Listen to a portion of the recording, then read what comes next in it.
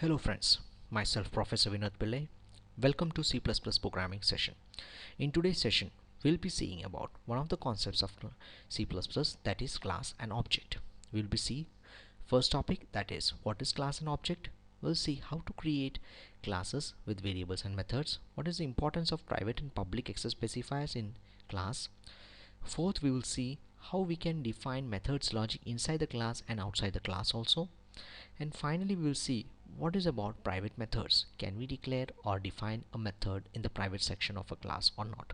And if we can do, then how we can do it and how we can access it. So let's start with first topic, that is class and objects. First and the foremost, what is class and what is the need of class? If you know C, then you will understand that class is nothing but a modified version of structure, or you can say much modified and a better version of structure. If you don't know C, then for those users, I just want to say that class is a user-defined data type. So what is a user-defined data type? If I say more specifically, then I can say if someone says to you want to store 10 value into it, then in a program, then you can create a variable of integer type. If someone says I want to store a 10.56, you understand this is a floating, then you can store it in double or float. Someone says I want to store simple a character, then you can say I want to take a character data type. But in the case if someone says I want to store all the data of a student in a single variable, now that is not possible, because a student can have roll number, a student can have marks, he can have name, he can have address, he can have age. There is no such data type available in a language in C++ which can do that thing. So the one option is only available is that you have to create your own data type, and that is done with the help of class. So class helps us to create our own data type. That is the most simplest way. Now the question comes, how we can do it.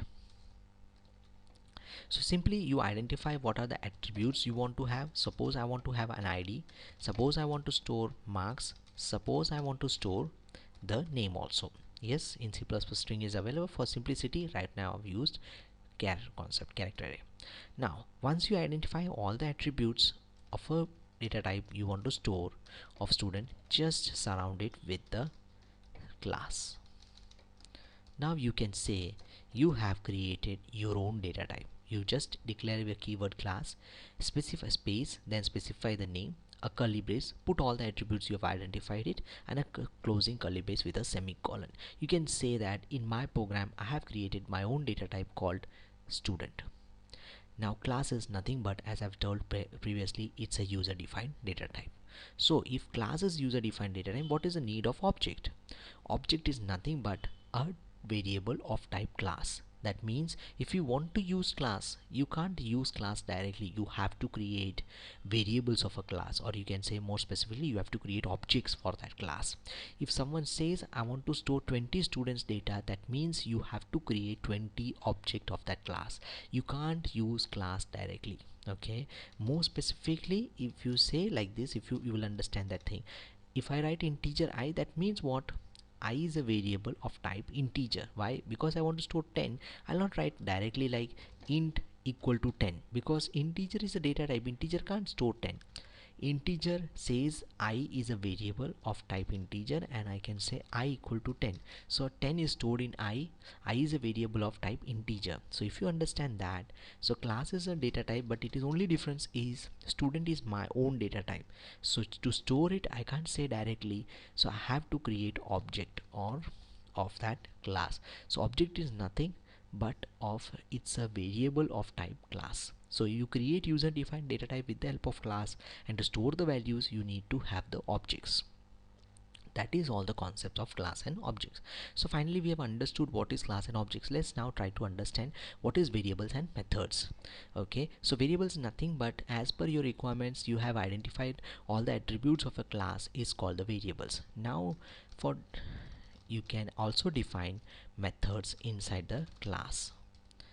Now what is the purpose of having methods inside the class? Now the purpose for this is simple. Class C++ uses object-oriented concepts called encapsulation. Encapsulation means wrapping of data and functions in a single unit. That means variables and functions you wrap in single unit known as class. Okay. Now encapsulation is specifically came up with a concept called data security. because before, if you know C structure, the variables can be accessed outside the class. So that means in C, the data security is the least given priority. More and more importance was given into functions. In C++, data securities or data is given more priority than functions. So any variables can't freely rotate in the somewhere. Okay, if anyone want to make changes, then it should be secured. No one can outside the class can be accessed. That was one of the more responsible, or you can say one of the tasks being there in the creating the class. So how it is been achieved? With the help of defining method inside the class. So what I've done is, only thing now I've kept is like whatever variables I'm having in the class, no one can say directly like that as obj dot id equal to 100. No, it is not allowed. It will not. This will not work. The reason is because id is secured. To access it, you have to go through set data. Set data will access those variables. So this way it is, the security is being given to data. Now comes the question, how many methods will be there in a class and how I will identify it? In most of the scenarios, you will have each and every class will have at least two methods. One is set data and one is display. Yes, you can assign any different names, just it's a, I have just for meaningful purpose I've kept set data and display. Set data is a method with the help of which we can assign values to the variables, and display is a method with the help of we can see what are the values stored in the variables. So these are the two purpose, and remaining other all methods based on your requirements you can create it. Second important thing you have to remember is that you can create n number of objects as per your requirement. Suppose I have said so student obj1, student obj2, like that I can create a number of objects. But you should remember that as obj1 will have a separate variable for, will have a separate space for its own id, marks and name. As obj2 will have its own separate space for its own id, marks and name. The methods will not be separate for each objects, whereas methods will be having a common space, and based on requirement each objects will use that common space methods. Only the variables are being separated for each and every objects. That is an important point you should know. Now what is the importance of the private and public access specifiers? Now you should know that most of the scenarios, 90% scenarios, variables are always private. Actually C++ is having three access specifiers: private, protected and public. The sequence goes in that way. Private is the most secure one, only the inside the class can be accessed. Protected is based on inheritance, we'll see when once we come to inheritance topics. Public is the least secure place. Okay, so you want these people to be accessed from outside the class, so that you have kept with the help of object, you have kept in the public sections. The data is the most secure one, so 90% of scenarios all the variables goes in private and all the method goes in the public section. Yes, you can change it, but it is depends upon the scenario. So that is the importance of private and public. Okay, now you can define methods inside the class and outside the class. Let's see an example and I'll show you what I want to say. I have created a class student. It's having two attributes, that is id and marks. It's having a method called display. Okay, just for the purpose I just cut it here. Okay, so we have a method called we have two methods, that is one is set data and one is display. Set is having two arguments, tid and t marks. Based on the values which is coming in the local variables will be assigned to id and marks. Similarly display is there, but display's logic is outside the class. Yes, you can define logic outside the class and you can define logic inside the class. In C++ it is preferred to write the logic outside the class, because if you write the logic inside the class, by default that method will go through the concepts of inline function. Okay, so any functions logic written inside the class, that function will be treated automatically converted into inline function. If you don't know inline function, please refer one of my videos. I have explained what is inline function and all those things. Okay, now second comes is the display method. So if I want to write methods logic outside the class, how will write it? First is the return type, second comes the class name, then scope resolution and display. Why I have to write the class name and scope resolution? The importance is that so that the compiler to identify this display method is of which particular class, because it may be happens you have in a program, in a single notepad in a single cpp file you have multiple classes and multiple classes having the same method name. So how the compilers will differentiate this method is of which class? With the help of this student scope resolution. So one of the important thing, as I've said student s1 comma s2, so I've created a separate object for student s1 and s2. I'm saying s1 dot set data. So s1 will have a separate variable for id and marks. So I'm saying s1 dot set data 1 is passed to tid, 100 is passed to t marks. From those local variables I'm saying it is being passed to id and marks. Now you will be amazed that id and marks I have not specified s1's id, s2's id, whose id. The reason is the set data, who is calling set data, s1 is calling, so id and marks right now is preferred to whoever is calling this particular method. So when I say display whose id and marks, it is s1 is calling, so that is s1's display. Now this is one thing I want to show, because s1 is been assigned some value and it is been displayed, s2 is not assigned anything and directly I'm saying display. This is most of the problems that students used to make, that is I'm not assigning any values and I'm saying display. In that case s2's variable will have a garbage value. Let's see, let's try and run this program and let's see what is happening.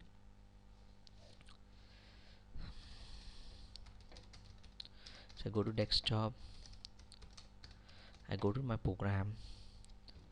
So if I run it, if I compile it, I'll compile it, out file is generated. So I run it.